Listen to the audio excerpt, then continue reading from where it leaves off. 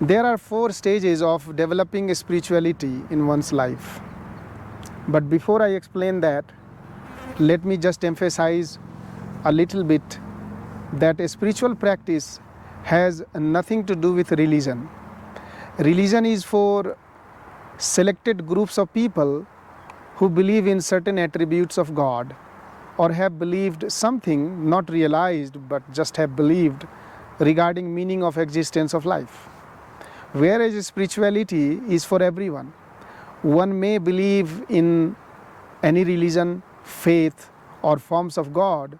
Spirituality can be practiced by everyone.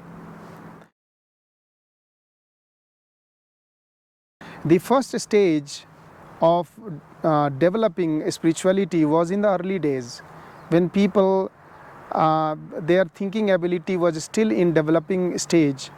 People were taught using symbolization. So they have a philosophical concept, they will use a symbol for people to understand what it is. For example, teaching maths. When kids are in the early stage of learning, they are taught how to count on finger or using some tool like abacus. In olden days, they used to do that. So in due course of time, as the children, they grow, their learning ability and the ability to interpret the different ideas develop. Similarly, when human society also advanced, their ability to think also expanded. And these techniques of a spiritual practice of symbolization was not required anymore. And in those days, because people had difficulty grasping the concepts of philosophy and all that, they were giving all this way of worshipping, like worshipping an idol or murti, or worshipping nature or some tree, object, anything like that. But in course of time, when human mind has advanced, the techniques of practicing spirituality, developing spirituality also evolved. And that led to the second stage of spiritual development,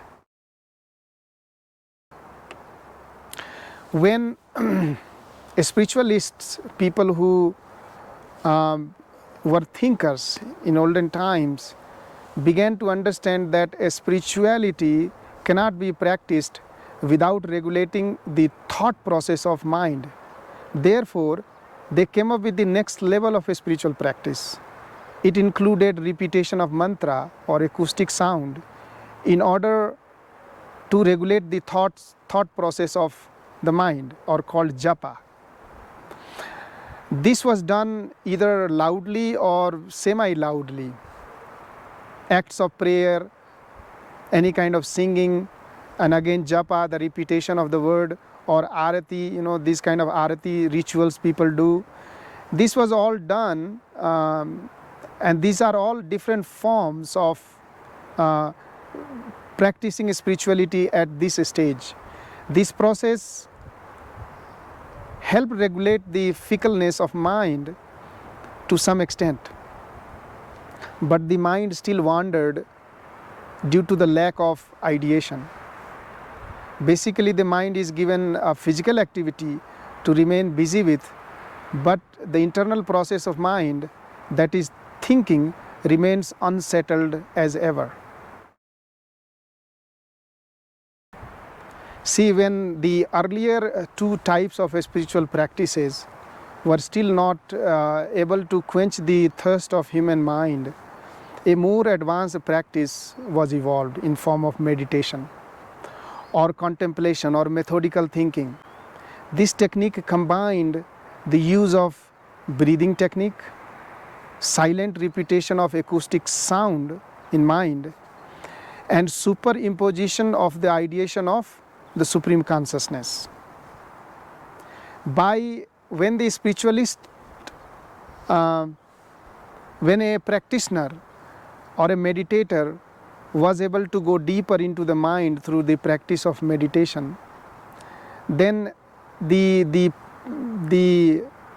spiritual practice culminated into feeling that the existence of consciousness within oneself is also present in other objects and other beings. And this is the last stage of a spiritual development.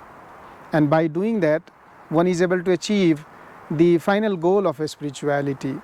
So what we understand as a conclusion is that our mental ability has advanced very much, and therefore we need to come out of the old rudimental spiritual practices and practice the most advanced form of spirituality, that is meditation.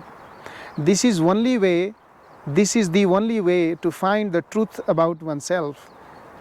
Once we start to see the same consciousness in oneself and every other entity, the division amongst our fellow beings will stop.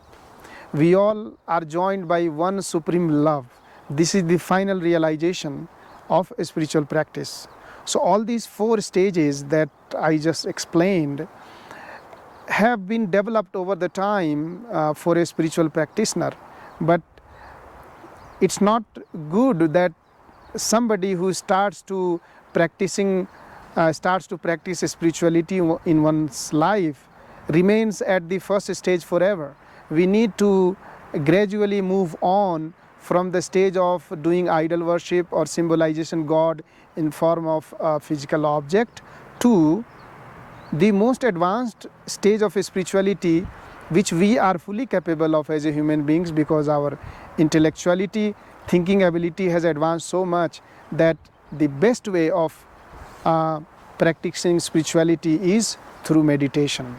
Through meditation we can, as I explained earlier, we can combine the process of ideation, the control of your breathing, and repetition of the acoustic sound.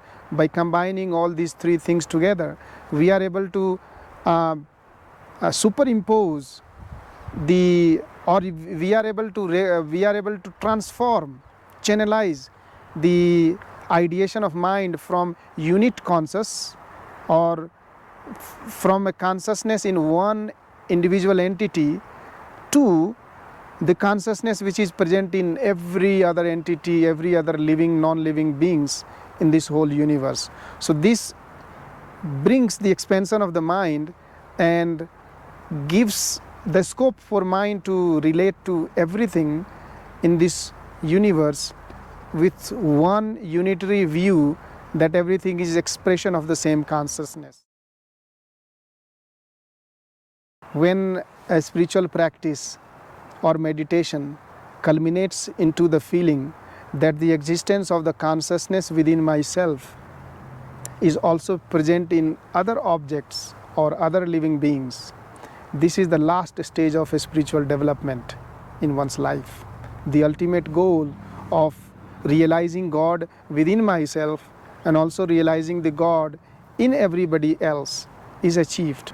This division amongst our fellow beings, this division in the society, in the name of religion, in the name of groups, will stop. Because there is no difference between the consciousness within myself and the consciousness lying in everybody else. Because we all are basically surviving or maintaining our existence based on the same consciousness. So therefore, the very basis of division amongst people will stop. We all will understand that we are joined by the same supreme love that has created the whole universe and also has created each and every unit, animate and inanimate beings.